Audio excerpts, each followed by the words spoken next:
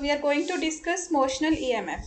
In motional EMF, EMF is induced in a loop or in this wire when we move this wire in constant magnetic field. Here we have uniform magnetic field. This cross symbol, it means the magnetic field is uniform and it is pointing into the page. जो B vector है वो inward है page में and it is constant.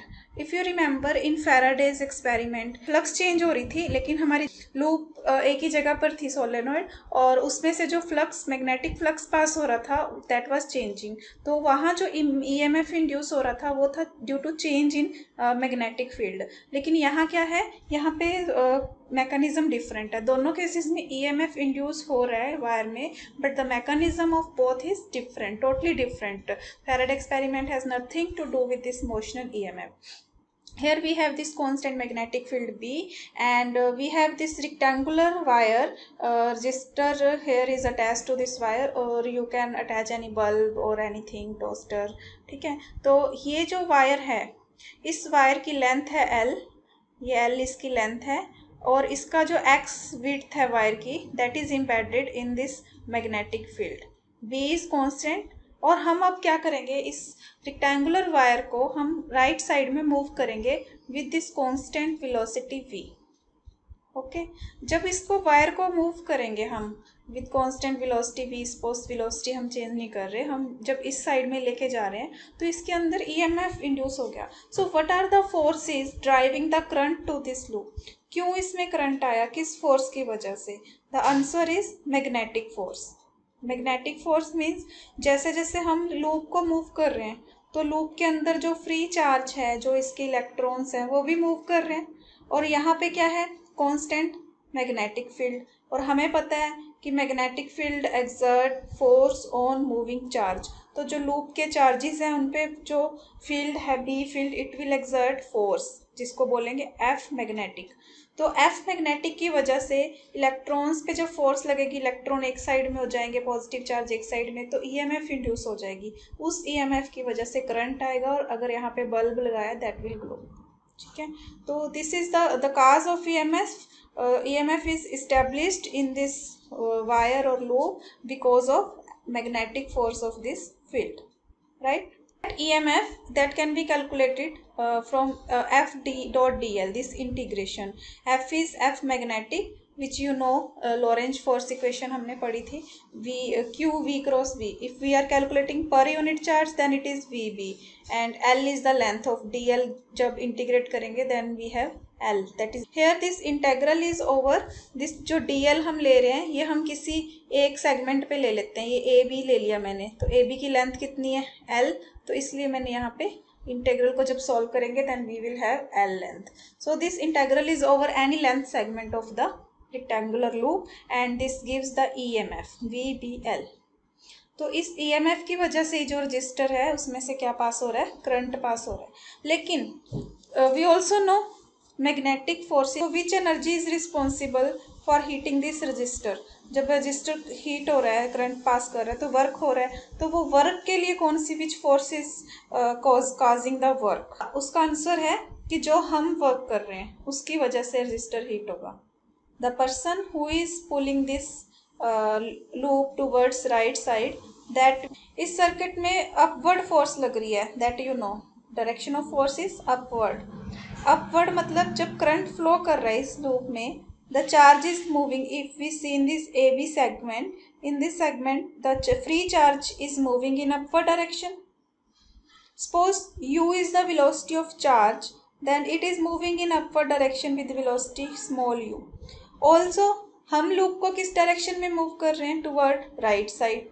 तो अगर that velocity is v तो means हम इस चार्ज को लूप के अंदर ही है चार्ज, तो चार्ज पे v वेलोसिटी भी लगा रहे हैं. It means the free charge in the wire, it is moving in vertical direction because current is moving in upward direction, force is in upward direction, and because of the motion of the loop the charge is moving horizontal component of velocity is v, but the resultant जो net जो charge होगा वो इस direction में move कर जाएगा, दोनों का resultant, and this direction makes angle theta with this u. और हमें पता है जो मैग्नेटिक फोर्स है वो मोशन के क्या होगी, परपेंडिकुलर. तो मतलब जो एफ मैग्नेटिक है it will be perpendicular to this डब्ल्यू। अब यू और वी को भूल जाओ, अब चार्ज इस डायरेक्शन में जा रहा है तो एफ मैग्नेटिक इसके यहाँ 90 का एंगल बना रही है, it will be perpendicular to डब्ल्यू। एफ मैग्नेटिक के भी दो कंपोनेंट होंगे, हॉरिजॉन्टल और वर्टिकल। जो ये कंपोनेंट है it will be perpendicular to u की वजह से एफ का जो हॉरिजॉन्टल कंपोनेंट है वो चार्ज को इस डायरेक्शन में लेके जा रहा है, ठीक है। That component will be q u B, और क्यू अगर यूनिट चार्ज ले ले तो इट इज़ यू बी। और लूप को मूव करना है राइट साइड की तरफ, तो हमें क्या करना पड़ेगा, वर्क कितनी फोर्स लगानी पड़ेगी इस यू बी के opposite, equal and opposite. if you are to move loop towards right side, so to counteract this ub you have to apply a force equal to this ub, equal to this horizontal component in opposite direction, and that force is f pull. Sorry, here I have written pull, it is pull.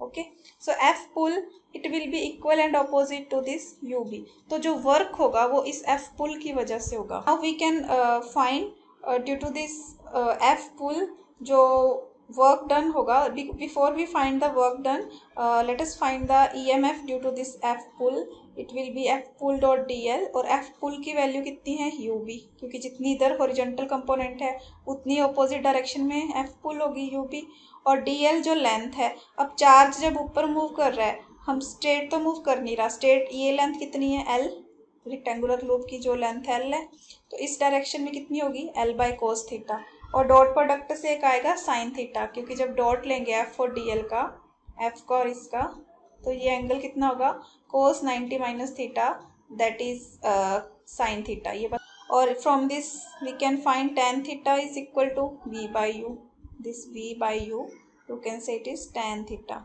So we have v B L, so E M F comes out to be VBL. The magnetic field that work, it is the force of pull that is causing the charge to move. जो हम charge जो move कर रहा है, ये हम कह रहे हैं कि इस डायरेक्शन में W वेलोसिटी से मूव कर रहा है, वो किस फोर्स की वजह से, मोशन किस फोर्स की वजह से पॉसिबल है, क्योंकि मैग्नेटिक फोर्स तो इस डायरेक्शन में लेके जा रही है, लेकिन the motion is possible because of the external force this F pull, जो दोनों तरीकों से सेम ही आई है।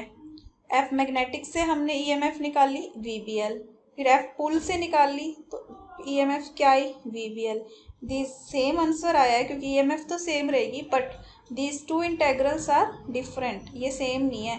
इसमें जो एफ ले रहे हैं वो एफ मैग्नेटिक है, इसमें जो है this integral is over this whole loop, क्योंकि जो करंट फ्लो कर रहा है वो पूरी लूप में फ्लो कर रहा है, लेकिन जो फर्स्ट इंटेग्रल लिया था तब हमने जो इंटेग्रल लिया था वो ए बी जो सेगमेंट है उसके अलोंग लिया था। Calculating the EMF in terms of flux, flux you know B dot d A and it is B L x. जैसे जैसे लूप मूव कर d phi by D t it will be equal to B L, यहाँ से अगर हम दोनों तरफ rate of change with respect to time derivative लेंगे तो d A phi by D t. जैसे लूप बाहर की तरफ आ रही है तो x क्या हो रहा है, डिक्रीज हो रहा है, so D X by D T is negative, so we have B L D X by D T and D X by D T is negative of v, ये तो पता है ना D X by D T, but B L V तो हमने अभी ऊपर देखा क्या था ई एम एफ, सो यहाँ क्या आ गया ई एम एफ किसके इक्वल आ गया minus d phi by D t. From this second equation this E M F is equal to v B L, and here we have third equation d phi by dt is minus blv. From both equations we get emf is equal to negative rate of change of flux. यही चीज़ हमने Faraday में भी पढ़ी थी, but दोनों cases में I repeat mechanism of inducing current is totally different, दोनों अलग अलग चीज़ें हैं कि दोनों में जो फ्लक्स और ये ईएमएफ का रिलेशन क्या आ गया, सेम आ गया। So this is the flux rule for motional EMF, EMF is equal to minus d phi by dt. It is applicable in all cases. अभी तो हमने रेक्टेंगुलर लूप ली है, उस केस में ये फ्लक्स रूल आ गया।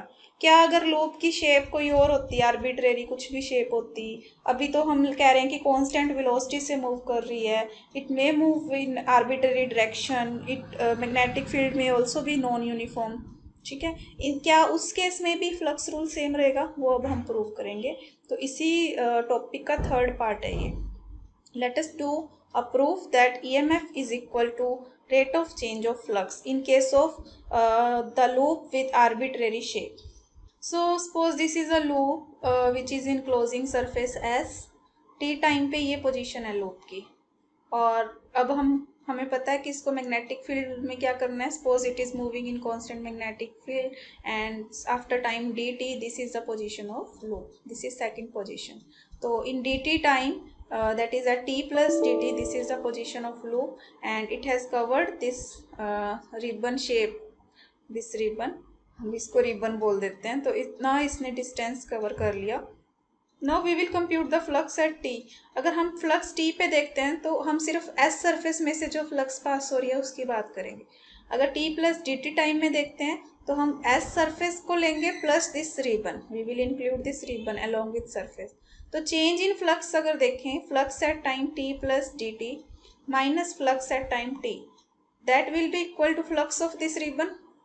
सिर्फ रिबन की जो फ्लक्स है वो इन दोनों का डिफरेंस होगा. That is the integration of B dot d along this ribbon. ठीक है. ये सपोज कर लो कि टी टाइम पे कोई चार्ज यहाँ पे था पी पोजीशन पे. अब लूप नीचे की तरफ मूव कर रही है तो वो चार्ज भी उसके साथ यहाँ पर आ गया P dash at time t plus t t पे. तो चार्ज की जो वेलोसिटी है वो u ले लेते हैं, जो लूप की वेलोसिटी है दैट इज v. तो नेट रिजल्टेंट वेलोसिटी कितनी होगी, w u plus v. Okay. Suppose this is small length segment dl. अगर हमें ये स्मॉल सेगमेंट का एरिया फाइंड करना होगा तो length into this, and this is equal to if loop is moving with velocity v और dt time पे p से p डैश पे आया चार्ज, तो ये कितना होगा, dA जो एरिया होगा it can be written as v cross dl into dt. So if we put this value of dA in this equation, then we will have d phi by dt is equal to b dot v cross dl. ठीक है. ये हमने just dA की value put की है and we are finding d phi by dt. नाउ ये तो v जो है वेलोसिटी ऑफ लूप. अगर यहाँ पे w ले लें, w is v plus u, और हमें पता है u जो है नीचे की ओर तो लूप मूव कर रही है, v जो का v वेलोसिटी है, u वेलोसिटी इस डायरेक्शन में है, तो u और dl दोनों क्या है आपस में पैरेलल. तो u क्रॉस dl क्या प्लस u करके तो इस v को रिप्लेस कर सकते हैं w से. तो ये जो equation d phi by dt b dot v cross dl थी, we can write b dot w cross dl. Triple product आप पढ़ते हो, this scalar triple product can be rewritten as, इसको इस फॉर्म में रिटर्न कर सकते हैं. हम dl को बाहर निकाल लेते हैं, negative of w cross b, ये हम ऐसे इसको लिख देंगे. w क्रॉस b क्या बन गया, f मैग्नेटिक. तो d phi by dt क्या आ गया, f magnetic dot dl negative. And this is what, this is EMF. Starting में हमने किया था, बिल्कुल स्टार्टिंग में f मैग्नेटिक डॉट dl क्या है, EMF. सो हमारे पास आर्बिट्रेरी लूप के लिए भी क्या आ गया, d phi by dt it is equal to EMF. So this EMF rule we have done it, we have proved it. It is also valid for arbitrary shape of loop.